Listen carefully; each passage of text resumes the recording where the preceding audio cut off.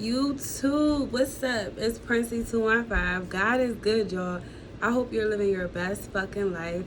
And as you can see from my title, your parents put a spell on you. Now, before I jump into my video, I just want to let you guys know that I'm not going anywhere. My TikTok is going up. I need this YouTube to go up. As some of you know, I am a childhood trauma survivor. Yes, I survived my childhood trauma, and it was very, very, very traumatic. And if I can do it, I know you can do it too. I am a therapist as of right now, and I'm actually helping people with their thoughts, patterns, and behaviors. I'm helping people cope. So I actually live, breathe. I just love everything about the brain. I love psychology. I love human interactions. I just love us as a species, you know? And because I was able to heal, I am your healing motivator. I'm going to motivate you to heal. I can't heal you because we can only heal ourselves. But I can help you heal. I can encourage you. I can motivate you. You have to go within. You have to do your inner work, your shadow work. You have to do all those things. You have to forgive. Never forget, of course. Never ever forget what someone's put you through, because at the end of the day, you're allowing them to have the power to hurt you again. So I'm gonna jump right into my video. Please like, comment, subscribe. Please share. Like I said, I'm not going anywhere. I'm here to stay, and that's period. So as I stated from my title, your parents put a spell on you.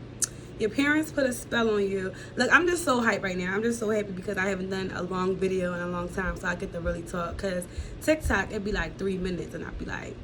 So anyway, your parents put a spell on you. Now, just so you can understand where I'm coming from more so, I had to deal with a narcissistic egg donor and a narcissistic sperm donor. So with this being said, if you have suffered from traumatic childhood experiences, and if your parents were narcissists, the spell that they put on you was interfering with your developmental stages. Now, there's two theorists that I absolutely love. Erik Erikson, he created the 8 stages of psychosocial development. And then, we all know Sigmund Freud. He created the 5 psychosexual stages. Now, they both go hand in hand. Just for the sake of time and everything, I'm only going to talk about the first 2 of both of them, and I'm going to do a little story time as well, so y'all can kind of see how this really affects us. Now, again, I am super passionate about childhood development. I study childhood development. It's very, very important that we as a whole make sure our children are safe, protected, and like the old saying used to go, it takes a village to raise a child. It literally takes a village to raise a child. When you disrupt a child's developmental stages, that impacts their psyche as an adult. When they become an adult, their psyche is highly affected, and they live a low quality of life as an adult. So with that being said, Erikson's first stage is trust versus mistrust, right? And it's from 0 to 1.5. The virtue from this is to gain hope. That's what the hope of this is. When a woman gives birth to a baby, off the rip, from the very rip, at the end of the day, you guys, we are spiritual beings, but when we come into these bodies, this is a physical body, and it's very it's very animalistic. So if you look at animals, when they have children, they have their babies with them. You feel me? We are highly intelligent. When a baby is born, it is already attached to its mother. It was sitting inside of the mother's womb. It knows the mother. You feel me? It's a deep, deep bond. And I got a quote. I'm not sure who said this, but someone said, it was a theorist. They said the key to our development is our mother. I'm not sure if that was Erikson or Freud, but this really stuck out to me. The key to our development is our mother. It is. It's not about man versus woman. The baby is attached, again, to the mom. The baby should not be going from house to house. A newborn baby should not be split up 1 week with a mom, 1 week with a dad. That's going to really destroy their trust versus mistrust. And I'm only speaking on this because I had a client like this a couple years ago. I had a client who just had a baby, and her baby's father, very narcissistic, somehow, pulled the fast one with the system. And again, skin color does matter sometimes in the system. So with this being said, this person was able to take this baby from its mother every week. Every week they had to rotate, every week. And this baby had to adjust every day to a new environment, basically. So during from 0 to 1.5, this baby is trying to see, okay, can I trust my environment? Can I trust my caregivers? Like, am I safe? Am I protected? And then far as with Freud, that would be from, again, birth to 1. And that's an oral stage. That's an oral stage from Freud. And all Freud stages is erogenous. And think about it. Erogenous is like arousal. So a baby gets arousal from oral stimulation when the mother is breastfeeding her baby. When the mother is breastfeeding her baby. When the baby wants a pacifier, when the baby wants to eat or drink stuff. As it gets older, like the little Gerber snacks, the baby wants to eat different things. Or some people give their baby chicken bones, whatever floats your boat. But babies love food. It's very stimulating to them. It makes them happy. It gives them a euphoric feeling. We can see this. So to compare that to Erickson's trust versus mistrust, if this baby, right, is in its erogenous oral stage, it's trying to see, okay, are you going to feed me? Are you going to give me what I need? Then translate that to Erickson, trust versus mistrust. And if this is disrupted, then this is where the oral fixation comes in at as an adult. When you're, i.e., drinking, oral fixations on drinking, eating, smoking, nail biting. Those are oral fixations, and I can admit that, I experienced a little bit of everything as far as with my fixations. Now, because and just to be transparent again, my earliest memory of my traumatic childhood experiences is when I was 3 years old, which jumps into my next one. Autonomy versus shame from Erickson's 8 stages of psychosocial. His second stage is autonomy versus shame, and the virtue to get from this is willpower, like the will for the child to have personal control and physical skills and a sense of independence. So, and this is from 1.5 till 3. This is all when okay, so I'm gonna get better words though I can explain stuff so that way like people can like really get like, oh, okay.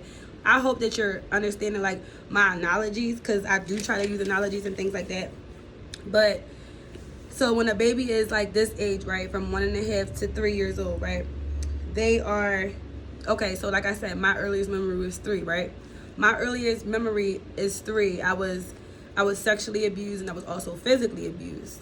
So that right there, my virtue for will was basically depleted at that stage, if that makes sense. As far as now that I'm an adult, this is how this stuff manifests into real life. What we go through as a child, it manifests as we go into each stage of our development and as we become a full-blown adult.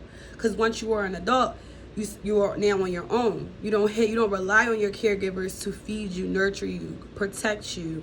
Your caregivers are to help raise you in a way that you should go, so that way when you are on your own, you're able to have these virtues. This virtue of trust versus mistrust. Okay, I know who I can trust, I know who I can't trust.